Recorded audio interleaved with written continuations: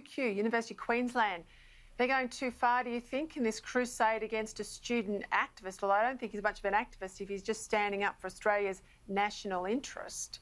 Well, they're certainly going after him in a very heavy-handed way. But what gets me about the UQ, and I'm an alumni of that institution, is the way they're so secretive. And I think really we're getting to the point now there needs to be an inquiry into this university about their money that they're getting from China, about the remuneration of various members of the staff, how they're incentivised, and also some of the decisions they've made in relation to this matter, but also appointing the Chinese Consul General to an honorary academic post there. So there's a lot going on there which looks very bad, and I'm deeply concerned about the way they're treating this student. There's a big inequity in the relationship there, Prue. I mean, this is a uni student self-funding his case, I presume. I know he's got a pro bono counsel there.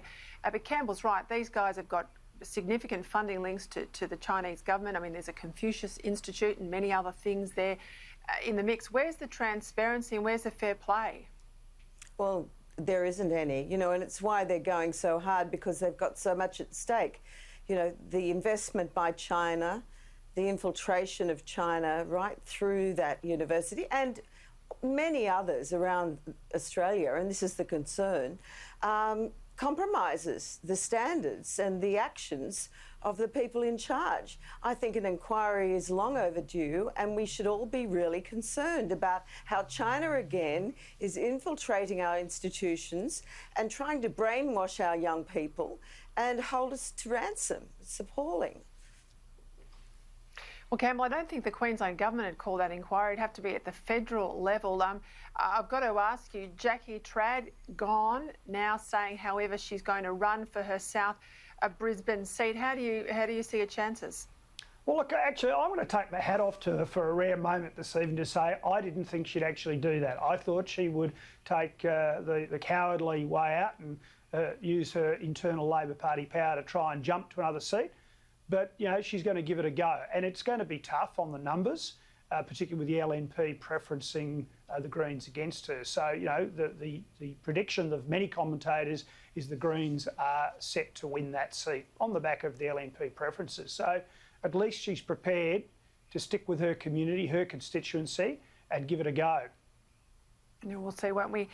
Prue, reports today 127 dangerous ex-convicts, we're talking killers, pedophiles, they're out in the community, supposedly under extended supervision orders. We know, though, police are often stretched when it comes to policing this, all because, I'd argue, you'd probably argue too, judges have been too lenient in sentencing. How can we get this balance better?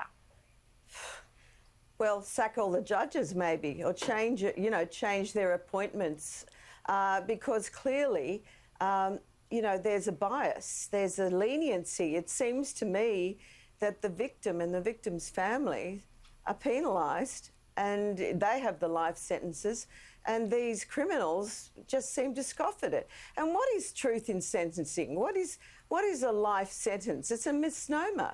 There's no life sentence. They get off after a period of time. If, you know, and they, you know, if they make their bed and comply with the rules of the penitentiary. I mean, it's a joke, and the community is sick of it. We want justice. We want people to stay in jail if they've done these atrocities. It's not safe to have them in the community.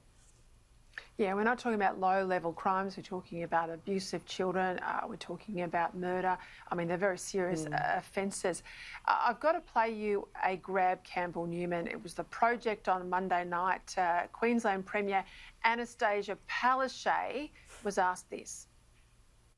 So if you're relying on people to come forward with symptoms, then sure, you're not going to pick up asymptomatic people. But if you're testing anyone who walks onto the facility, you will pick up asymptomatic people, and then you will stop it at source. Yeah, look, I'm happy to look into that. Doesn't she understand how testing works, Campbell? Well, when she was auditioning for the job of Premier against me in 2015, and as history shows, won, she was asked what the GST rate was. She didn't know that it was 10%. She claimed she hadn't drunk a coffee that morning, so I guess it was another, oh, this was late in the day. Well, maybe it was a double scotch or something. But seriously, this is the Premier who won't open the borders based on what I'd say is flawed medical advice. That's not leadership. Probably that's the more significant, silly thing she said this week. The borders need to be opened and she needs to show leadership. It's not just taking the advice of the experts, it's also working out what you actually should do and then acting.